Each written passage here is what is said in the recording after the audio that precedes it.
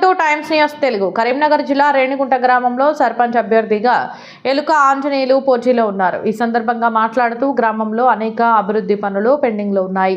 నన్ను గెలిపిస్తే గ్రామంలో అన్ని రకాల సౌకర్యాలు ఏర్పాటు చేస్తానని హామీ ఇచ్చారు.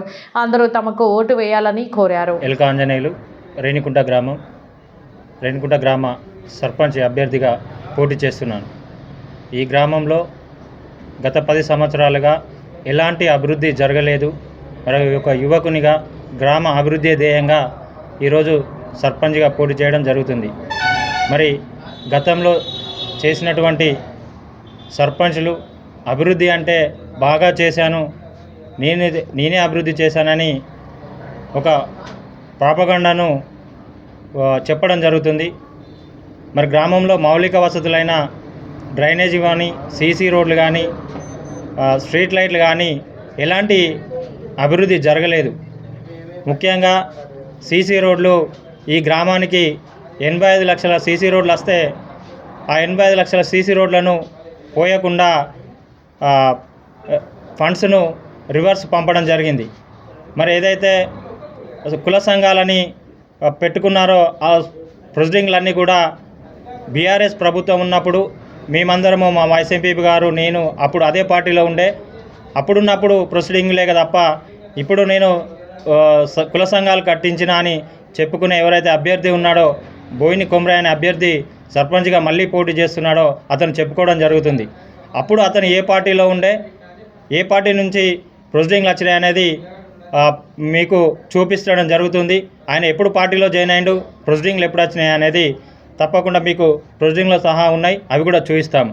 రెండో విషయము, ఈ గ్రామానికి సీసీ రోడ్లు అనేది వేయకుండా రైతులు చాలా ఇబ్బంది పడితే వాళ్ళ తొవ్వలకు కూడా రోడ్లు వేయకుండా వచ్చిన 80 లక్షలు మరవటమే కాకుండా గ్రామ పంచాయతీ నిధులుంటే వాళ్ళ ఇంటి చుట్టూ రోడ్లు వేసుకోవడం జరిగింది. వాళ్ళ పొలాల దగ్గరికి కార్లు పోయేదాకా మరి సీసీ రోడ్లు వేసుకోవడం జరిగింది. అంతే తప్ప రైతులకు ఇబ్బంది అవుతుందని, గ్రామస్తులకు ఇబ్బంది అవుతుందని ఎక్కడ చూడకుండా సీసీ రోడ్లు పోసిందే లేదు. వాటర్ సమస్య అయితే మాది పెద్ద గ్రామ పంచాయతీ, మరి దీనికి ఒక మినరల్ వాటర్ గ్రామ పంచాయతీలో ఏర్పాటు చేయడం జరిగింది గతంలో. అది రిపేర్ అయితే కూడా 2 సంవత్సరాలు చేయించకుండా దాన్ని అలానే పెట్టడం జరిగింది మాజీ సర్పంచ్ గారు. మరి దాన్ని మా వైస్ ఎంపీ గారు వారి ఆధ్వర్యంలో దాన్ని రిపేర్ చేసి గ్రామస్తులకు ఉచిత నీరును అందించాలని, మరి దాన్ని కూడా చేస్తే తీర్మానం ఇవ్వకుండా కూడా సంవత్సరంన్నర సేపు ఆపితే దాన్ని మళ్ళీ స్పెషల్ ఆఫీసర్ వచ్చినాక తీర్మానం తీసుకొని ఈరోజు ఉచితంగా మరి గ్రామస్తులకు మినరల్ వాటర్ను అందించడం జరుగుతుంది. ఈ విషయాలన్నీ కూడా గ్రామస్తులందరికీ తెలుసు. మరి అధికారం లేకున్నా ప్రజాసేవే ఉద్దేశంతో నేను ఈ గ్రామంలో శ్మశాన వాటిక 2020లో 12,60,000 రూపాయలతో దాన్ని నిర్మాణం చేస్తే ఆ చేసింది కూడా ఆ మాజీ సర్పంచ్ అతనే చేపించడం జరిగింది. మరి దాన్ని కూడా దారి లేకుండా దాన్ని నిర్మించి బిల్లులు తీసుకోవడం జరిగింది. మరి అప్పుడు దారి లేదని చెప్పి నేను గతంలో కలెక్టర్ గారికి రిప్రజెంటేషన్ ఇచ్చి ప్రజావాణిలో కలెక్టర్ గారికి మా శ్మశాన వాటికకు దారి ఏది అని రిప్రజెంటేషన్ కూడా ఇవ్వడం జరిగింది. దానికి మీకు అప్పుడు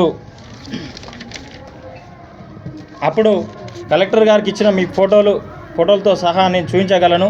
ఇగో రేణిగుంట గ్రామానికి వైకుంఠ ధామ దారి ఏది అని అప్పుడు రావడం కూడా జరిగింది.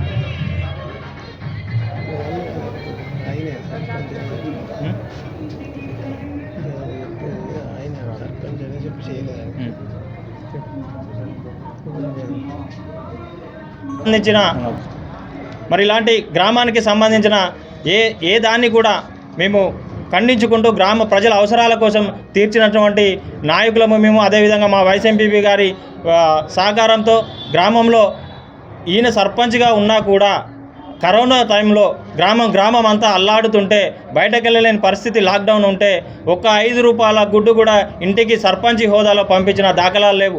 మేము మా వైస్ ఎంపీ గారి టీము అందరం కలిసి 2 పర్యాయాలు ఇంటింటికి కూరగాయలు, బియ్యము పంపించడం జరిగింది.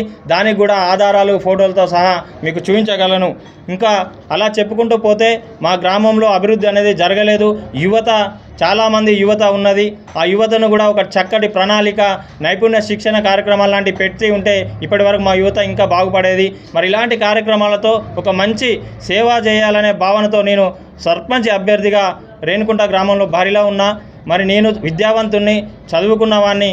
తప్పకుండా నన్ను ఆశీర్వదించి ఈ గ్రామానికి గెలిపిస్తే నేను ఈ గ్రామానికి సేవ చేసుకునే భాగ్యాన్ని కల్పించాలని గ్రామ ప్రజలను కోరుకుంటున్నా. నాకు ఉంగరం గుర్తు పైన మీ అమూల్యమైన ఓటు వేసి గెలిపించగలరని రేణిగుంట గ్రామస్తులను ప్రార్థిస్తున్నా.